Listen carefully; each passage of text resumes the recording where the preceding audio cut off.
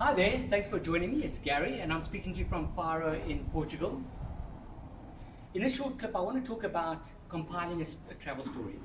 When you read a story, whether it's a novel or a travel story, it needs to hold your interest, otherwise you're going to give up on it before long. And for that to happen, there's certain components that need to be included within a story. And for me, there's three components that I like to use.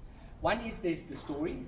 Secondly, there is the facts related to the story, and then thirdly there's normally an interview. I like to include an interview which makes it more personal and it also creates dialogue.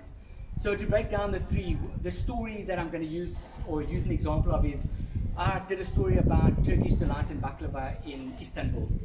And my storyline was that I had 3 days to see all the sights in Istanbul. I was going to need all the energy that I could get. I wasn't going to have time to eat, so I ate a lot of Turkish delight because there was sugar. There was a sugar rush, and the more energy or the more of the sugar rush I had, the more I'd run around Istanbul seeing these sights. So that was the storyline that worked all the way through the story. Then what I did was, for the fact related part, is I researched where Turkish delight came from, why it was created, who created or who invented it, and for what. So I was answering questions of what, why, who, when, but it was very fact-based. I researched it, and this is why Turkish delight was created.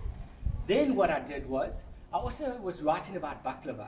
So what I did was I set up an interview with one of the biggest manufacturers of baklava in Istanbul. I went to the coffee shop where I had peppermint tea and I ate baklava, and using an interpreter, he spoke to me about why baklava, what baklava is about, when it was created. So I created a dialogue between myself and him, and I was also getting an expert opinion related to what I was writing about.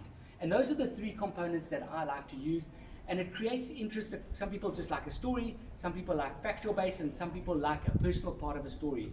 And all three were used to create a complete story that would be interesting to hopefully everybody that reads it. So that's compiling a story.